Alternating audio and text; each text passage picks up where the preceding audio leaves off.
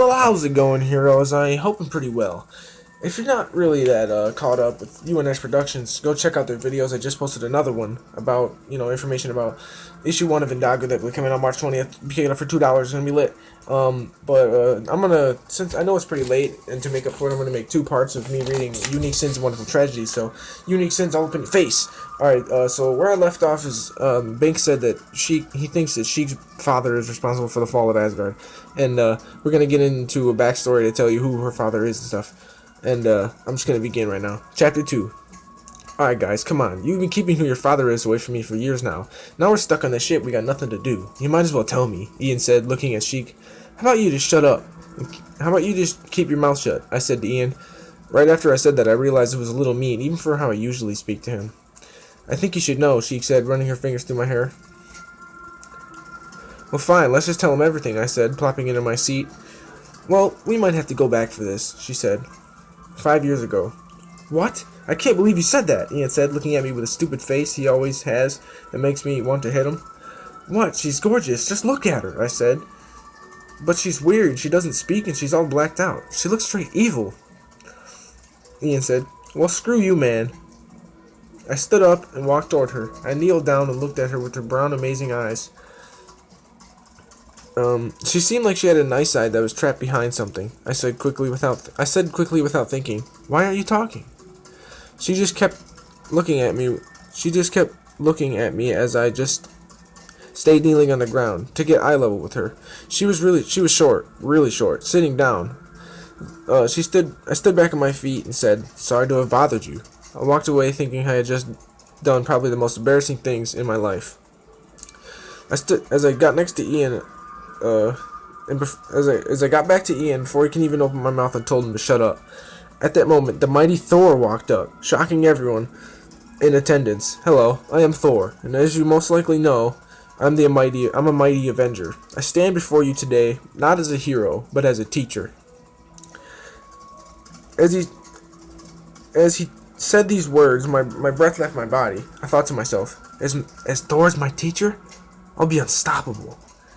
You will all be paired up and then squared off to see who is the best in combat.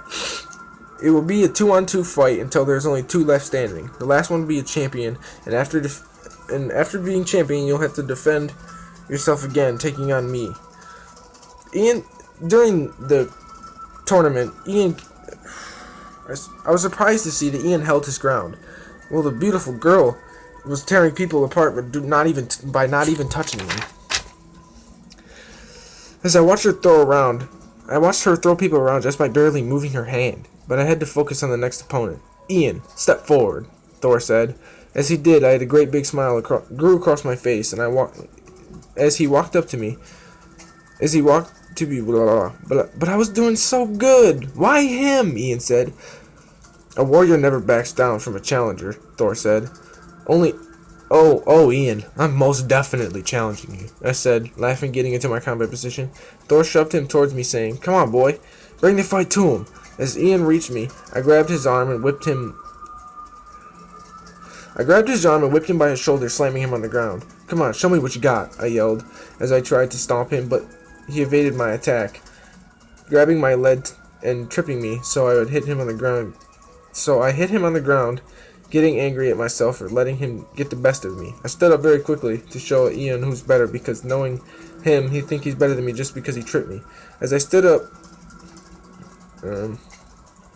you're finished, I said, but as I did, he slipped on his knees and punched me in the testicles. I let out a very loud yell, and in the corner of my eye, I seen that girl laughing at me. The sight of that gave me a feeling that I never felt before. My heart stopped beating. My heart started beating through the roof, and my body got very hot. You're dead, I screamed, charging at him, not really being able to control myself. As I reached him, I grabbed his neck and threw him, and he went flying.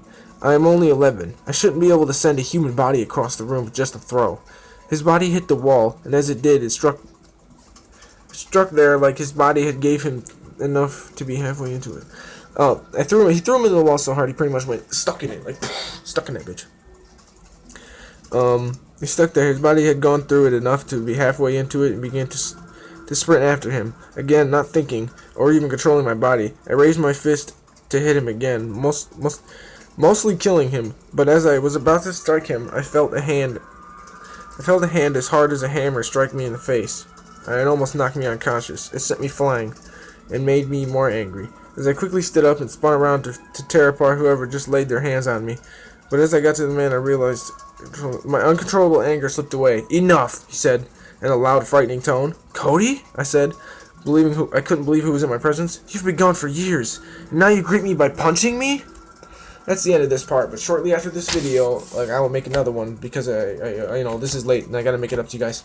I hope you liked this, and if you did, check out the next part. I'll be uploading like 5 minutes after this one uploads. Peace, heroes. Woo!